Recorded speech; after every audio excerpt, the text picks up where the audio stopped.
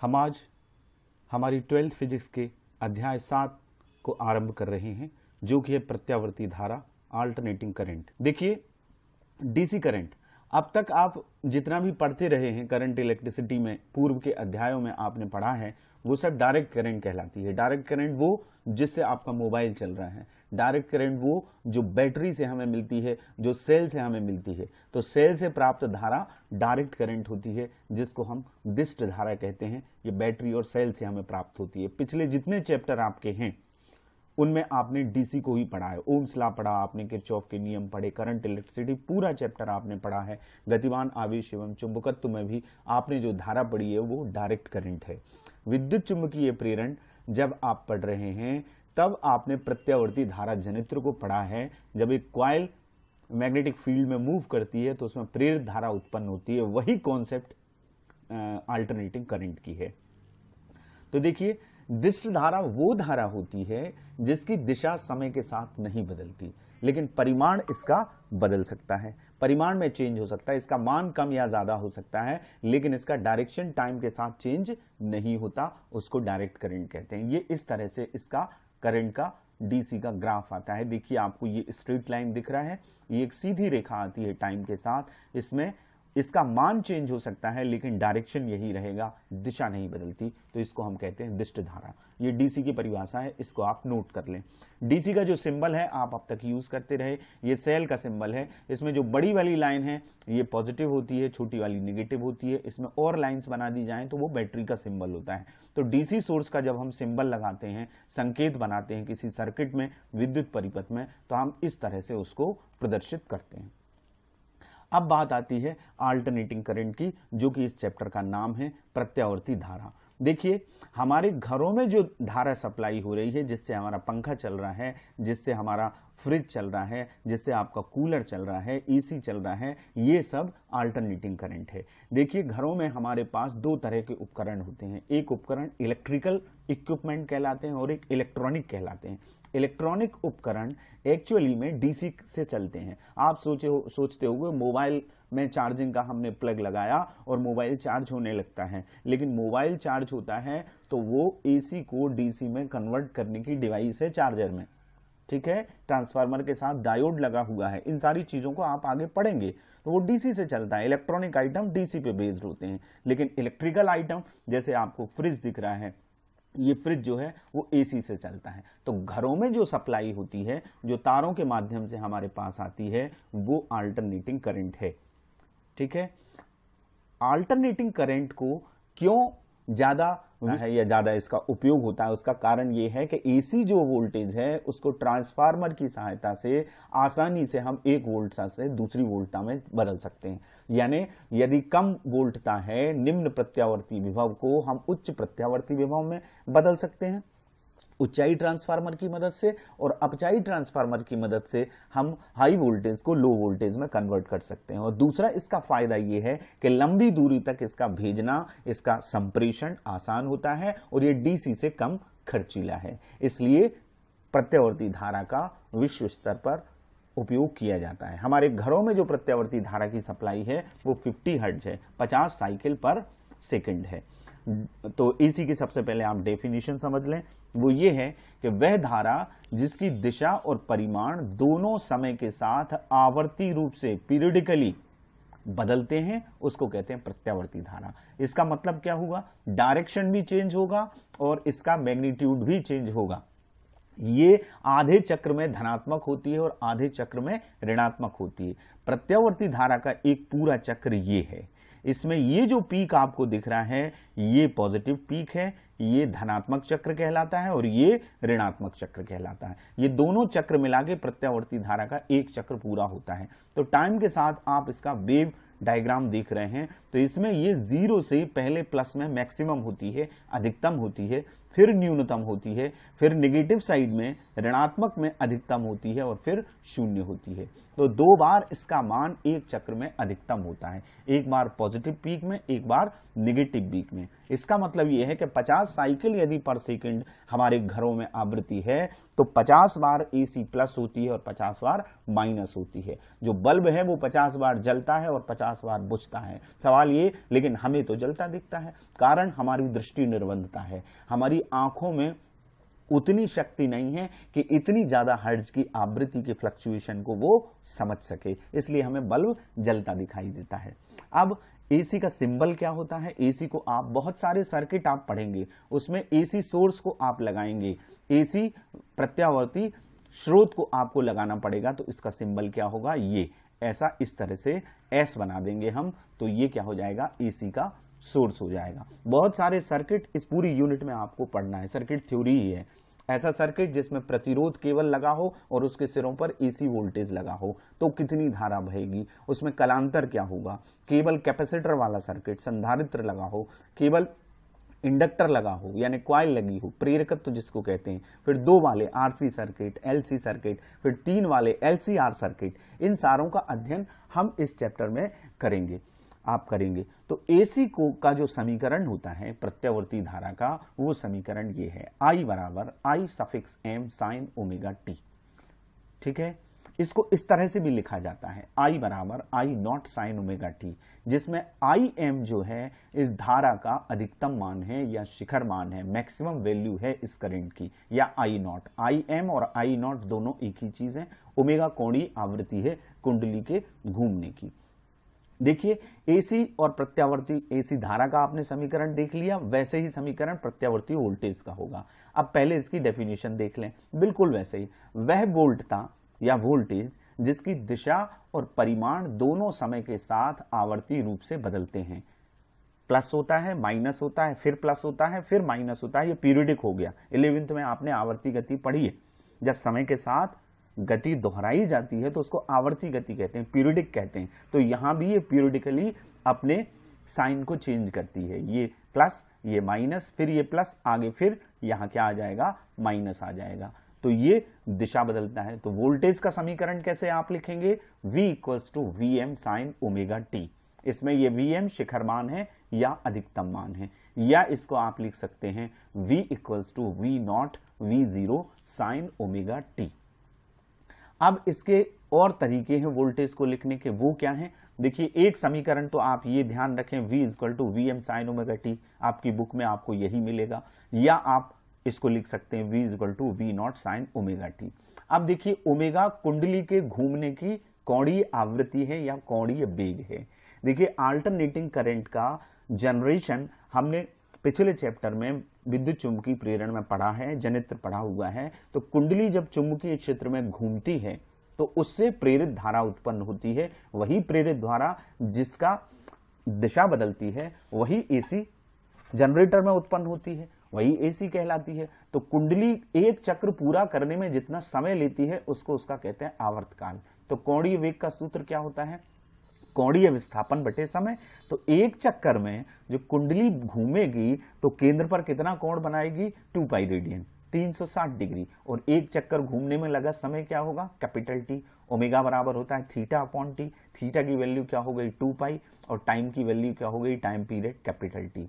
तो हम इन दोनों समीकरणों को इस तरह से भी लिख सकते हैं, V equals to V naught sine omega की जगह क्या लिखेंगे?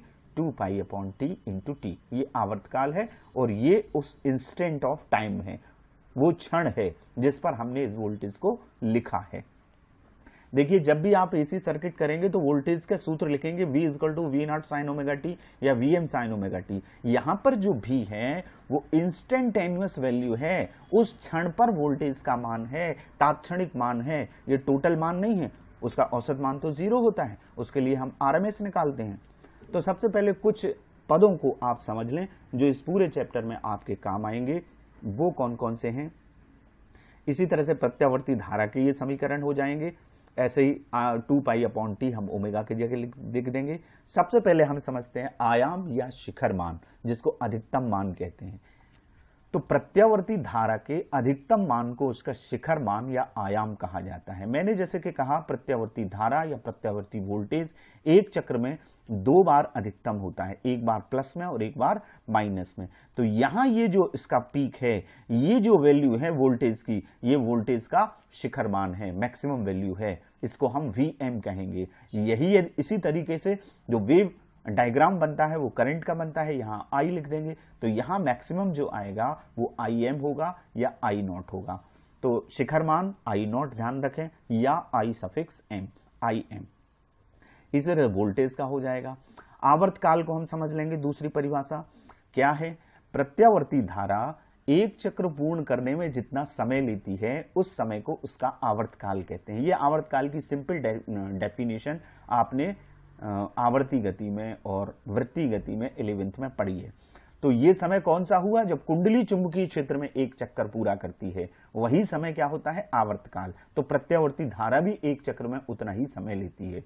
तो कुंडली का कोणीय वेग यदि ओमेगा है तो ओमेगा बराबर क्या होगा, 2 पाई अपॉन टी। तो टी बराबर क्या हो जाएगा, 2 पाई अपॉन ओमेगा। ये उसका फार्मूला है, इसको आप नोट करें। आवर्तकाल का सूत्र है 2 पाई अपॉन ओमेगा। दूसरी चीज आवृत्ति, फ्रीक्वेंसी। प्रत्यावर्ती धारा एक सेकंड में जितने चक्र पूर्ण करती है, पर सेकंड जितने साइकिल कंप्लीट होते हैं, उन्हें उसकी आवृत्ति न्यू कहते हैं। कई बार इसको स्मॉल एफ से भी शो करते हैं स्टैंडर्ड, लेकिन हम न्यू से इसको शो करेंगे। ये ग्रीक भाषा का अक्षर है, जैसे हम ओमेगा को यूज करते हैं, थीटा को यूज करते हैं, फाई को यूज करते हैं, अल्फा को यूज करते हैं, बीटा, गामा, ये सब ग्रीक लैंग्वेज के लेटर्स हैं। तो न्यू है। आवृत्ति हमेशा आवर्तकाल की उल्टी होती है, ठीक है। तो ये न्यू को हम लिख सकते हैं 1 अपॉन कैपिटल टी। अब कैपिटल टी का सूत्र क्या था, अभी हमने पढ़ा 2 पाई अपॉन ओमेगा, तो इसका उल्टा हो जाएगा, 2 पाई अपॉन ओमेगा का उल्टा होगा ओमेगा अपॉन 2 पाई। तो इस तरह से न्यू का ये फार्मूला है। भारत में जो अल्टरनेटिंग करंट की सप्लाई है वो 50 हर्ट्ज, यानी उसका 50 हर्ट्ज वैल्यू होती है, हर्ट्ज उसका मात्रक है। इसको हम लिख सकते हैं इस तरह से, omega equals to cross multiplication करके 2 पाई न्यू। तीसरी बात जो बहुत इंपॉर्टेंट है, इसके समझे बिना आपको सर्किट समझ में नहीं आएंगे, वो है कला और कलांतर, फेज एंड फेज डिफरेंस। देखिए सिंपल सी बात मैं आपको बता दूं, हम विद्युत धारा का, प्रत्यावर्ती धारा का फार्मूला लिखते हैं I equal to I naught sine omega t. Sine के साथ जो एंगल आ रहा है, जो कोण आ रहा है, वही उसको हम कहते हैं उसका फेज, उसको कहते हैं कला। अब किसी एसी परिपथ में प्रत्यावर्ती धारा की आवृत्ति अल्टरनेटिंग ईएमएफ की आवृत्ति के बराबर होती है, लेकिन धारा और वोल्टेज एक ही समय पर अपने अधिकतम मान को प्राप्त करें, ये आवश्यक नहीं है। सभी सर्किट में ऐसा नहीं होगा कि धारा और वोल्टेज एक साथ मैक्सिमम एक्वायर करें। वो पहले भी हो सकता है और बाद में भी हो सकता है। पहले को अग्रगामी कहते हैं, बाद को पश्चगामी कहते हैं। लेकिन जब दोनों राशियां एक ही क्षण पर, एक ही इंस्टेंट ऑफ टाइम पर अधिकतम मान, जिसको हम शिखर मान कहते हैं, वो प्राप्त करती हैं, तो उनको कहते हैं हम वो समान कला में हैं, सेम फेस में हैं। यानी आपके दोनों कोण बराबर आएंगे। वोल्टेज में जो आप साइन ओमेगा टी लिखेंगे उसमें भी ओमेगा टी आएगा, धारा में लिखेंगे उसमें भी ओमेगा टी आएगा, तो ये कहलाएगा कि वो समान कला में है। तो उनके समीकरण कैसे होंगे बच्चे, यदि आई और भी समान कला में है तो इनके इक्वेशन इस तरह से होंगे, v equals to v m sine omega t, या हम इसको लिखते हैं v इक्वल टू, ये वोल्टेज हमने अप्लाई किया तो धारा का आंसर हमारा आएगा I equals to I m sine omega t, या ये आएगा I equals to I naught sine omega t. अब देखिए यहां ओमेगा टी वैल्यू है फेज की, कला की, वोल्टेज में और धारा में भी यही है, ठीक है। तो ये कोण यदि समान है तो हम ये कहेंगे कि ये समान कला में है, ठीक है। इसका वेव डायग्राम हम देख लेते हैं। इस तरह से डायग्राम बनता है, ये देखिए, इसमें ये पीक बन रहा है धारा का और ये पीक बन रहा है वोल्टेज का। एक ही समय पर ये अधिकतम मान प्राप्त कर रहे हैं प्लस में, एक ही समय पर ये अधिकतम मान प्राप्त कर रहे हैं माइनस में। धारा का नीचे बना है, वोल्टेज का ऊपर बना है। उसका भी कारण है, देखिए I बराबर होता है V अपॉन R, तो V में हम R का भाग दे रहे हैं तो I की वैल्यू वोल्टेज से क्या आएगी, कम आएगी। कम आएगी तो इसका जो ग्राफ बनेगा वो नीचे बनेगा। तो इस तरह से ये समान कला का ग्राफ है। इन सारे सर्किट को हम समझेंगे। दूसरी बात, यदि धारा वोल्टेज V से अग्रगामी है, आगे चल रही है, पहले अधिकतम मान प्राप्त कर लेती है, तो उसके समीकरण हम इस तरह से लिख सकते हैं, ओमेगा टी प्लस पाई और v equals to v m sine omega t. यदि करंट ये है, आगे चल रही है, तो यहां कोण में कुछ ना कुछ प्लस होगा, वो पाई/2 हो सकता है प्लस में, या 90 डिग्री यहां लिखा हो सकता है। तो इन दोनों की कला का अंतर क्या होगा, वो फाई होगा। ओमेगा टी प्लस फाई में से आप ओमेगा को माइनस करिए तो क्या आएगा, फाई आएगा। तो फाई को हम क्या कहते हैं, कलांतर कहते हैं। यही फार्मूला हम इस तरह से लिख सकते हैं। यदि हम साइन ओमेगा टी यहां लिखेंगे, धारा आगे चल रही है तो वोल्टेज क्या हो जाएगा, पीछे हो जाएगा। तो वोल्टेज को हम लिख सकते हैं V equals to v m sine omega t minus phi. तो इस तरह से ये अग्रगामी के समीकरण है। और इसका वेव डायग्राम क्या होगा, कला आरेख क्या होगा, इस तरह से देखिए ये धारा का ग्राफ है और ये वोल्टेज का है। धारा देखिए वोल्टेज से पहले अधिकतम मान प्राप्त कर लेती है, ये इस टाइम पर मैक्सिमम हो रही है, ये इस टाइम पर मैक्सिमम हो रहा है। यहां देखिए, यहां आपको क्लियर समझ में आएगा, ये धारा का ग्राफ है, ये पहले मैक्सिमम हो रहा है और ये वोल्टेज है, ये बाद में मैक्सिमम हो रहा है। तो वोल्टेज, इसका मतलब है धारा वोल्टेज से अग्रगामी है, फाई कोण अग्रगामी है, या यूं कह सकते हैं कि वोल्टेज धारा से फाई कोण पश्चगामी है। ये π/2 का से बनाया है। तीसरी चीज एक और आपको समझना है पश्चगामी का। यदि धारा वोल्टेज से पश्चगामी है तो यहां माइनस आएगा कोण में, वो π/2 भी हो सकता है। तो ये देखिए वोल्टेज का समीकरण, ये धारा का समीकरण इस तरह से आएगा। इसको इस तरह से भी लिख सकते हैं, यदि हम इसको ओमेगा टी लेते हैं तो यहां प्लस हो जाएगा, V equals to v m sine omega t plus phi. लेकिन जो फेज डिफरेंस है, जो कलांतर है, वो इन दोनों के बीच में क्या आएगा, फाई आएगा। Omega t minus minus omega t minus phi. तो इस तरह से, और इसका ग्राफ ये होता है। यहां पर ये नीचे से शुरू किया जाता है ग्राफ। तो पश्चगामी है, तो पश्चगामी है तो बाद में मैक्सिमम होगी, ये पहले मैक्सिमम हो गया, ये बाद में अधिकतम होगा। तो इस तरह से कला और फेज डिफरेंस की ये कॉन्सेप्ट है। अब हम एक डेरिवेशन करते हैं, एक सर्किट करेंगे।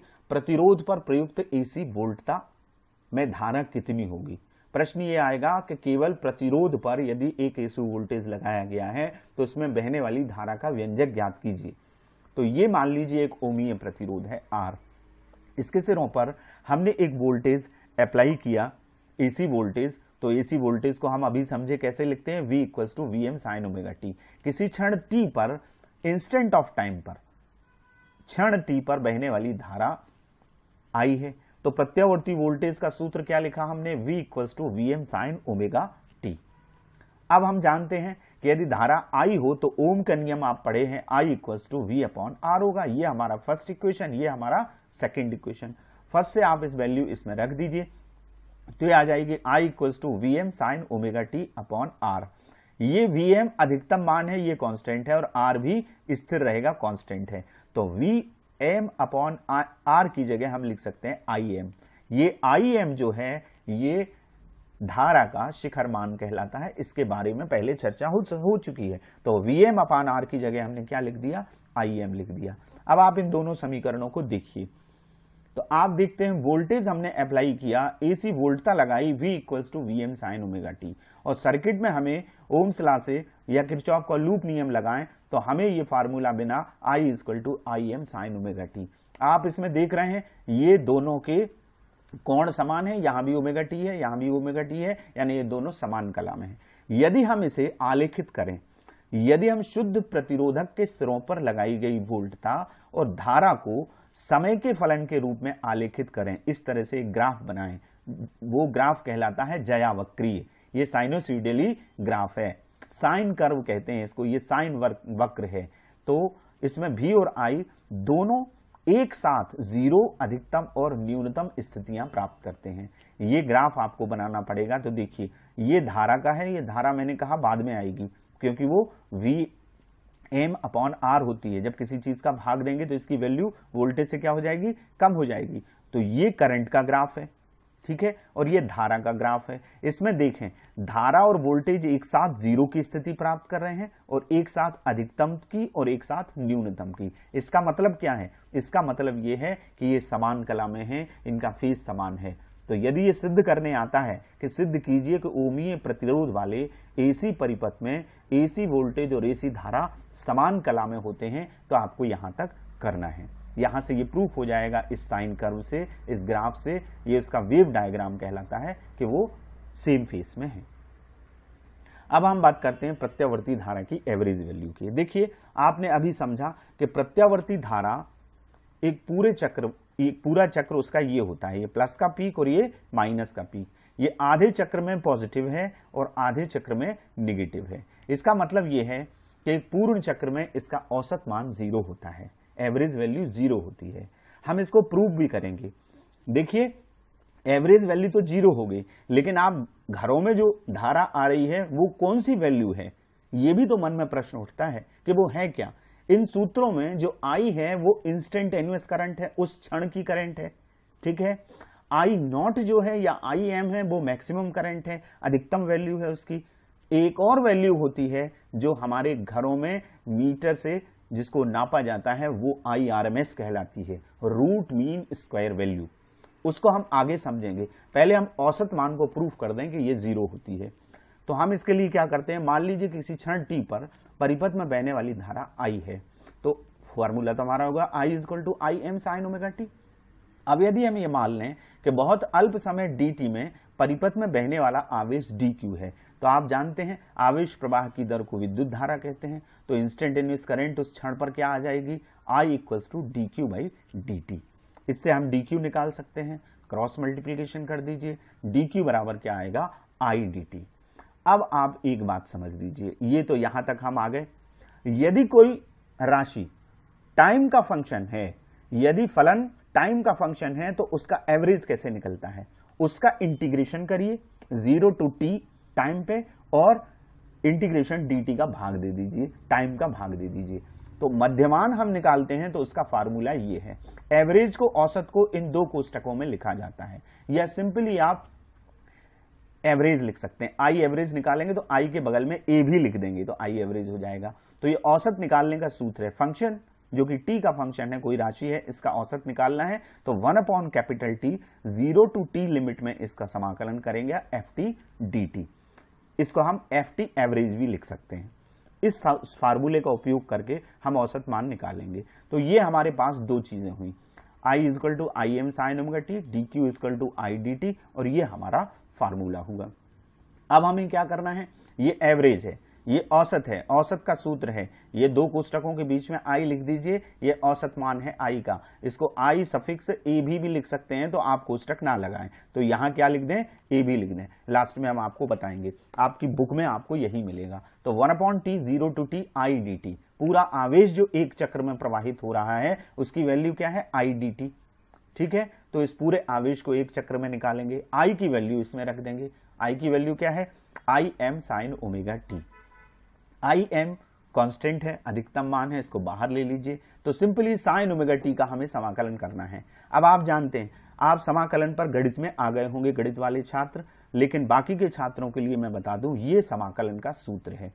sin x का समाकलन -cos x होता है, ठीक है, लेकिन sin nx का समाकलन -cos nx/m होता है, -cos nx/n। मतलब यहां यदि x के साथ कोई राशि है, मान लीजिए sin 5x का समाकलन आपको करना है, तो वो आएगा -cos 5x/5। इसका फिर से समाकलन होता है nx का, तो nx का समाकलन होगा तो n आएगा। और लिमिट यदि लगी है तो ये कोष्टक के बाहर हम क्या है, इन लिमिट्स को लगाते हैं। लिमिट खोलने का तरीका है, पहले अपर लिमिट यहां x की जगह भराएगी, फिर एक माइनस का निशान लगेगा और फिर लोअर लिमिट भराएगी। तो आप समाकलन कर दीजिए। तो इस sin ωt का समाकलन क्या होगा, -cos ωt, और ωt का समाकलन ओमेगा, तो ये नीचे आ गया, IM/T यहां है ही, 0 to t ये लिमिट आ गई। इन लिमिट को हम क्या करेंगे, ωt को पहले, ओमेगा को और बाहर ले लीजिए, तो ये समस्या बटेगी, खत्म हो जाएगी। तो हमने IM/ωt इसको लिख लिया। अब cos ωt 0 to t ये लिमिट है, लिमिट को हम खोल देंगे। अपर लिमिट को हमने इस स्मॉल t की जगह भरा, तो ये आ गया ωt माइनस cos 0 माइनस, और यहां माइनस और लगेगा, एक माइनस और लगेगा, तो माइनस cos, ये 0 लिमिट आ गई, और यहां क्या आएगा, माइनस आएगा, ठीक है। तो अब हम क्या करेंगे, ये हमारा फार्मूला आ गया, ये इतना हमने कर लिया, -cos ωt और +cos 0, ठीक है। माइनस ये लगा हुआ है, माइनस माइनस, एक माइनस लिमिट के बाद लगता है, तो +cos 0 आ गया।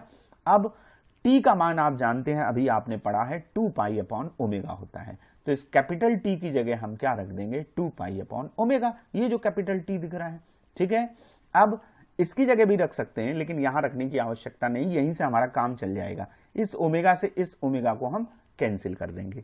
cos 0 की वैल्यू 1 होती है, ये cos 0 की वैल्यू 1 हो गई, माइनस cos 2 पाई, और cos 2 पाई 360 डिग्री 2 पाई रेडियन, cos 2 पाई की वैल्यू भी 1 होती है। तो यहां आ जाएगा माइनस cos 2 पाई प्लस 1, तो इसकी जगह -1, माइनस ये लगा हुआ है तो -1 और +1 क्या हो जाएगा, 0 हो जाएगा। तो Im upon omega T into 0, 0 में 0 का गुणा होगा इस पद में, इस क्वांटिटी में, तो पूरी क्वांटिटी हमारी क्या हो जाएगी, 0 हो जाएगी। तो I का जो औसत मान है, एवरेज मान है, वो क्या आ गया, 0 आ गया। ये हमने प्रूफ कर दिया। I एवरेज भी इसको लिख सकते हैं, I suffix AB equals to 0। तो डियर स्टूडेंट्स, आज आपने AC का इंट्रोडक्टरी लेक्चर समझा है, और इसमें आपने जो जो समझा है उनके अभ्यास के कुछ प्रश्न आपको करना है। पहला, AC और DC दोनों को आपने समझ लिया है, तो AC और DC में आपको अंतर स्पष्ट करना है। प्रत्यावर्ती धारा से दूसरा प्रश्न है, संबंधित निम्नलिखित पदों को परिभाषित कीजिए, आवर्तकाल, आवृत्ति और औसत मान। तीसरा प्रश्न है, सिद्ध कीजिए कि केवल प्रतिरोध युक्त AC परिपथ में किसी क्षण धारा और वोल्टेज समान कला में होते हैं, और सिद्ध कीजिए कि प्रत्यावर्ती धारा के एक पूर्ण चक्र में धारा का औसत मान 0 होता है।